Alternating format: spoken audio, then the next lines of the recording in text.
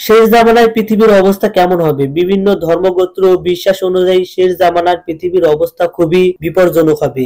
এই পরিবর্তনগুলোকে কিয়ামতের আলামত হিসেবে বলা হয়। যেমন প্রাকৃতিক দুর্যোগ, ভূমিকম্প, সুনামি, বন্যা, খরা ইত্যাদি প্রাকৃতিক দুর্যোগ বৃদ্ধি পাবে। সামাজিক অস্থিরতা, যুদ্ধ, অশান্তি, অর্থনৈতিক এবং ধর্মীয় বিদ্বেষ ইত্যাদি বেড়ে যাবে। মানবতার অভাব, অপরাধ বৃদ্ধি এবং মিথ্যাচার, প্রতারণা ইত্যাদি ঘটনা ঘটবে। বিজ্ঞান ও প্রযুক্তির অপব্যবহার, বিজ্ঞান ও প্রযুক্তির মানবতার কল্যাণে পরিবর্তে ধ্বংসের কাজে ব্যবহৃত হবে। ধর্মীয় মূল্যবোধ ও বিশ্বাসের প্রতি মানুষের আস্থা কমে যাবে। বিভিন্ন ধর্মের দৃষ্টিভঙ্গি, যেমন ইসলামের শেষ জামানায় দাজ্জালের আবির্ভাব হবে এবং ঈসা আলাইহিস সালামের অবতরণ হবে।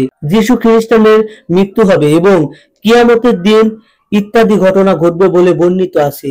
খ্রিস্টান ধর্মেও শেষ জামানায় বিভিন্ন চিহ্ন ঘটনা ঘটবে বলে বর্ণিত আছে, যেমন বিশ্বাসঘাতকতা, যুদ্ধ, দুর্ভিক্ষ, মারামারি ইত্যাদি। হিন্দু ধর্ম কালী যুগের পর সত্য যুগ আসবে বলে বিশ্বাস করা হয়। মনে রাখবেন, শেষ জামানার বিষয়টি বিভিন্ন ধর্ম ও বিশ্বাসের ভিন্ন ভিন্ন ভাবে ব্যাখ্যা করা হয়েছে। এই বিষয়টি নিয়ে বিভিন্ন মতবাদ ও বিতর্ক রয়েছে।